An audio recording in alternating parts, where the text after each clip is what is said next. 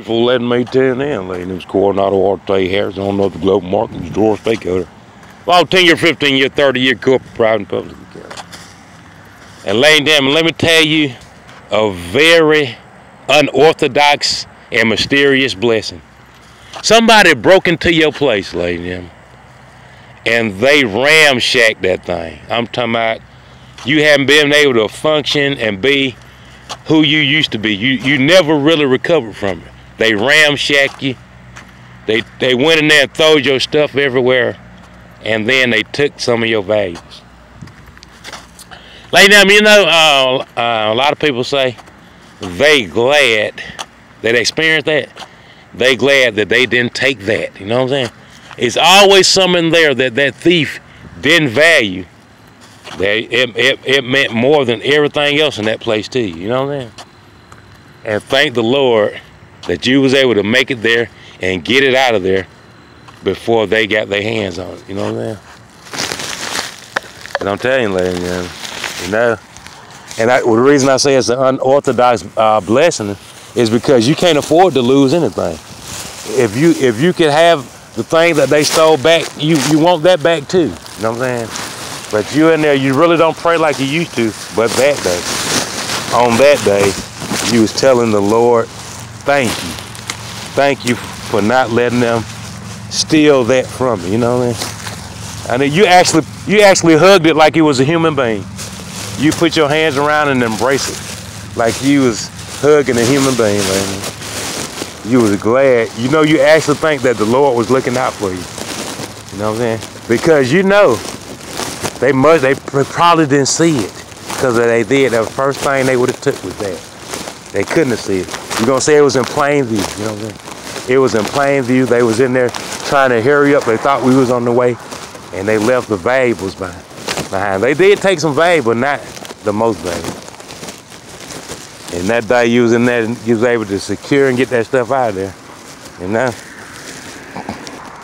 And I tell you, ladies and gentlemen, you know, you might not be the type of individual that do that, but some people, that's all they do.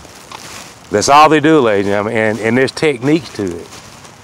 You know, especially when they make friends with you. They become your friend. They become your friend to case the joint. That's what they call it. They come in there to case the joint. They used to call it that in the 80s and the 90s. When somebody come in and case your place, case your joint, they trying to see all the exits, all the ways in. They trying to see where all the merchandise is. Then they trying to be your friend to let you know they don't need anything from you, only your friendship. You know what I'm saying? That's all they're there for, your friendship. You know, but they actually in there casing that joint. They steadying, you know, the time you're gonna be there, the time you gone. You know, you don't know exactly how somebody gonna move, but you can get an average. You know what I'm saying? You try to find that average time that they're there and the time that they gone. And how many minutes are they gone? What's the minimum amount of minutes that they gone? And how's the longest time that they're gone? Now, man, ladies and gentlemen, you would not believe how educated thieves are. Thieves, if they use those same principles that they did to steal, to make an honest living, man, they be hell on earth, ladies and gentlemen. I promise you. If a thief actually went out there and actually tried to start a business, the way that they sit up there and study how to steal from people, man, they have money.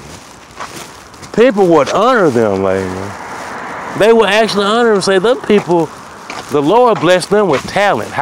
They know how to make money, you know what I mean? But for some reason, ladies and gentlemen, they just think that stealing is more gratifying, you know what I mean? They think it is, you know what I mean? And now, sad, but it's true. But thank God, you know, that you was able to get in there and find the valuable, you know, because your heart start beating. Your heart actually start beating, ladies and gentlemen. You panic, you start breathing almost for a second. Because you said, if they stole that, you know they went in there and stole the most valuable. You already said it. And you ran in there and it was still there, ladies and gentlemen. You see what I'm saying? You stopped sweating and everything for a second. You know what I'm saying? But ladies and gentlemen, when I tell you there's techniques to stealing, you know what I'm saying? People come in there and befriend you and stuff like that. I never take nothing from you. But guess what? That day, your major credit card, Your only major credit card took you years to find a way to get your credit. You know that number they want to see on your credit to say that you are an excellent individual and you deserve things on credit. You finally got your major credit card. You never misplace it, never have misplaced it. But that day, like a chicken with that head cut off, you could not find your major credit card. Everybody telling jokes about credit cards. Never have they never told jokes about credit cards and debit cards since you've been around them. Now everybody got a joke about credit cards, interest rates, calling customer service. Have you seen Lost and Found? He, ha, ha, ha, ho, ho, ho. Until you, I mean, guess what? Your brain is about to have an aneurysm because the stress that they putting you on. Because not only are they telling jokes, you really need your major credit card now. You have to have it. I mean, today is the day that you need it. You know what I mean? You never needed it like you need it today. You know what I mean? But ladies and gentlemen, let me tell you about this technique. You start throwing stuff everywhere trying to find your debit card or major credit card, and they finally see something that they really wanted because you set it free. You open up all the vaults and the safes and stuff, and they see the real value because you're like a chicken with your head out trying to find a debit card or a major credit card. And guess what they're gonna do? Hey man, you looking for this?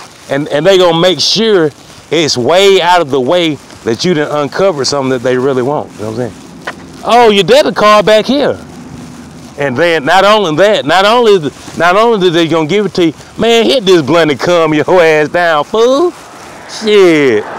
Man, hit the granddaddy, man. Hit the blunt, dog. And sit your ass down and drink you some Cavassier, man. Man, turn that music up, man. Bring that stripper out here. And I'm trying to tell you, you let all your guard down. Why? Because you really wanted that debt. I'm talking about you really needed it, but you forgot that you done set everything else free that you shouldn't have let free. You done exposed everything else.